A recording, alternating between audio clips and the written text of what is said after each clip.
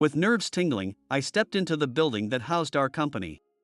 Once more, I played back the simulation in my mind of how to apologize to the CEO. My body felt ice cold, my knees trembled, and my heart pounded fiercely. I forced a smile on my clenched lips, opened the door, and greeted loudly. "Good morning. I am terribly sorry about yesterday." As I apologized deeply, I felt everyone's gaze turn towards me in unison. "You! The one who missed the important ceremony yesterday." A firm voice resonated through the office. It was the CEO. When I looked up, his face clearly displeased, he was glaring at me. As I tried to make an excuse, I was immediately cut off. "Employees who still think like students can just go home. We don't need you in our company." Suddenly, everything went dark. Despite the struggle to finally get a job here, I felt terribly down about what I was doing. I was raised by a single mother. She didn't want me to feel deprived, so she worked multiple jobs to ensure I could at least finish high school. Wanting to repay my mother's kindness, I planned to work right after high school, but she said, "Dan, if you really want to work after high school, I won't say anything, but if you truly want to go to college, then go. Don't worry about the money. I'll manage somehow." Encouraged by her words, I decided to go to college. However, not wanting to burden her financially, I sought as many scholarships as possible and took out student loans. While I wanted to help with the household expenses by working part-time during college, the reality was that I was barely managing to cover living costs. I wanted to get a job quickly to make life easier for my mom. But job hunting wasn't going well, and I was mostly receiving rejection emails. Some companies didn't even contact me back, and I had to reach out myself to find out I was not selected, which really brought me down. Finally, this company offered me a job, and I was full of hope to work my hardest. But there was a reason I missed the ceremony. "Dan, a businessman now. You've grown up." On the morning, my mom said this in a sentimental tone, and I pretended to be angry to hide my embarrassment. "Come on, how many times are you going to say that?" But truly, I was thrilled, and I had been looking forward to this day more than anything. I left home early to avoid being late. The path to the station passed by a riverbank where people often walked dogs or jogged, but this morning it was deserted. As I enjoyed the fresh air, an unusual splashing sound followed by a small scream caught my attention. Turning towards the sound, I saw a little girl drowning in the river. Shocked, my body froze, but I instinctively ran towards the river. I threw off my jacket, dropped my bag, and jumped into the river. Having been on the swim team in school, I was confident in my swimming abilities, but I hadn't realized how hard it was to swim in clothes. Still, I desperately moved my arms and legs, slowly making my way towards the little girl. She was already exhausted, her limbs barely moving. I watched as she started to sink right in front of me, then dove down and lifted her limp body. Despite the expected buoyancy, the little girl felt as heavy as lead. She had lost consciousness. I immediately called for an ambulance and looked around for anyone who could help. Then, I spotted an AED sign next to the restroom at a storage facility, and I dashed to grab the device.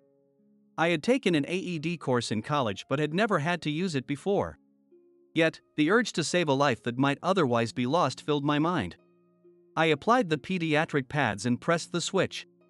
While praying for the ambulance to arrive quickly, I desperately continued CPR.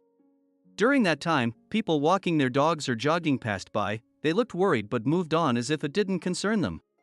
I was horrified at the thought of what could have happened if I hadn't saved the girl.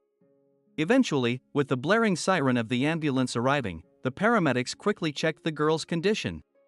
There was nothing in the girl's possessions that indicated a contact number for her family. Concerned, I decided to accompany her in the ambulance. But as I was covered with a blanket and boarded the ambulance, reality hit me hard. That's right. Today was the important ceremony for newcomers. What was I doing? The watch was flooded, and droplets of water were inside the glass. When I took out my phone from my bag, it was already the time the ceremony had started. The shock left me breathless, and my fingertips began to feel cold and tremble. Upon arriving at the hospital, I hurriedly called the company to apologize for not being able to attend the ceremony due to circumstances. I explained the situation in an email and apologized, but the anxiety of missing it couldn't be completely erased. Still, I couldn't leave from here. In the hospital room, I held the sleeping girl's hand for a long time. After a while, her hand twitched, and as I looked at her, her eyelids slowly opened. "Ah.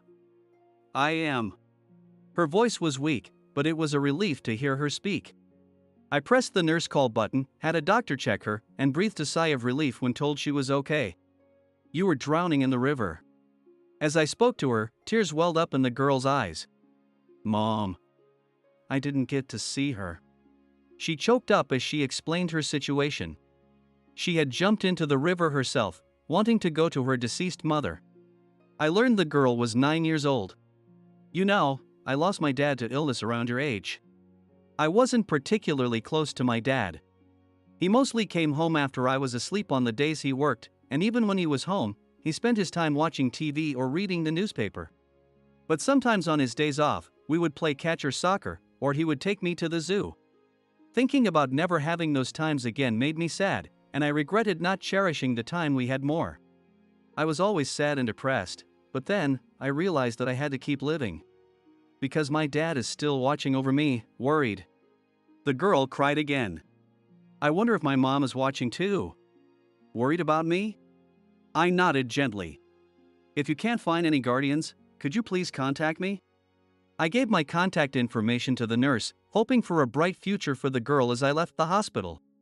"Remember, this is not a layoff due to company reasons, but a resignation on your own accord." The CEO pointed at me. Was I going to quit this job without even working a day? The smile of my mom from this morning came to mind, and my heart felt tightly squeezed. At that moment, a pale-faced woman entered. It was the CEO's secretary. "CEO! What? You're so noisy." The CEO answered with an annoyed face. "It's an emergency. Ken, the politician, has arrived." Even I, who knew little about politicians, had heard his name. He was a state representative, a prominent candidate running for governor, and a big-time politician the CEO, who ran a construction-related company, would want to get on good terms with. "What? Why here?" "Well, never mind. This is a chance to make connections. Let him in immediately." The CEO showed an excited demeanor and then glared at me sharply. "Hey! An important guest is coming. Get out of here now." I was treated like a complete nuisance.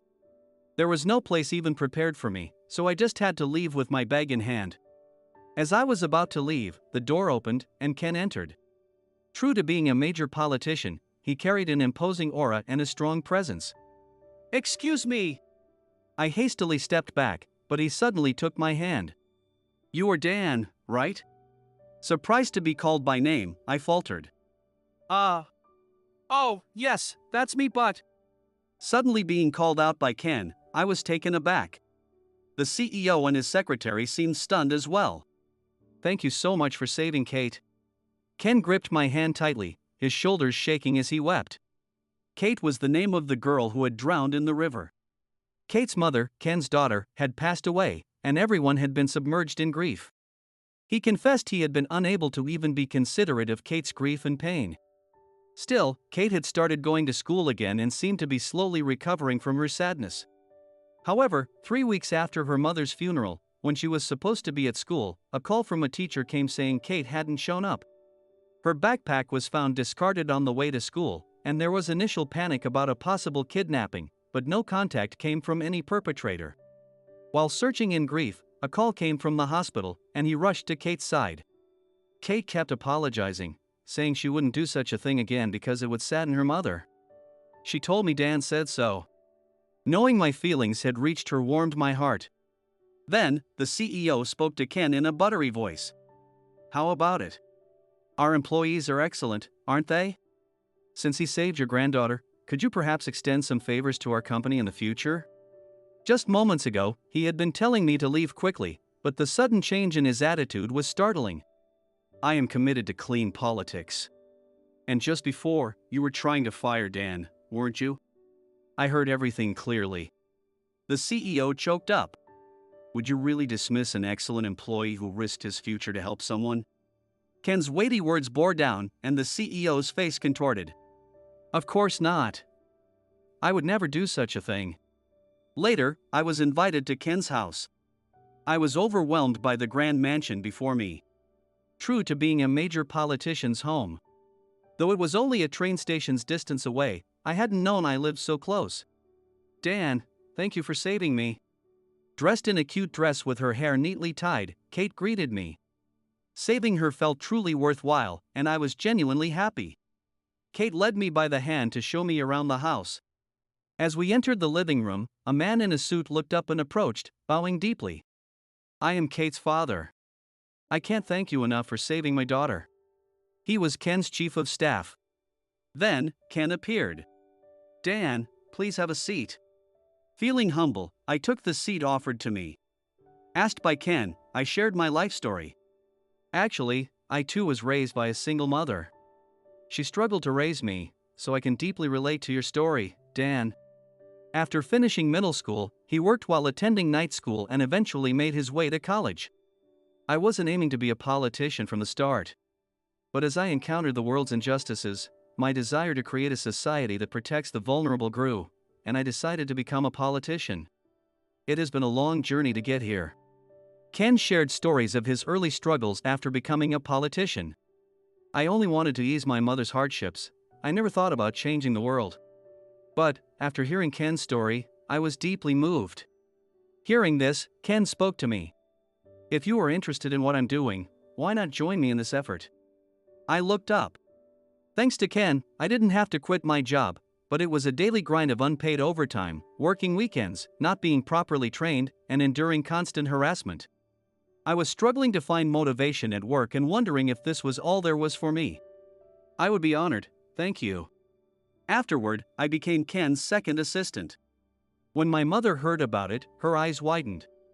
Well, isn't that something? Relationships between people are mysterious, but surely God was watching over us. Speaking of God watching, there was the company I used to work. It had been in the news for clear collusion with politicians. I strongly hoped that Ken would become governor to change such things in the world. His gubernatorial campaign was exhaustingly busy, working from morning till midnight. But everyone was united in their effort toward victory, and it was fulfilling. My heart raced until the election results were decided, and when Ken won, I was so thrilled I cried and hugged everyone. I had never experienced such excitement, even during my student days. Kate was there too. Grandpa, congratulations! With a smile, Kate handed him a bouquet of flowers, and Ken, with a beaming smile, lifted her up. I thought my life was over when I nearly got fired for missing the ceremony, but meeting Ken opened new paths for me. I resolved to cherish this connection and help in his efforts to create a world that protects the vulnerable.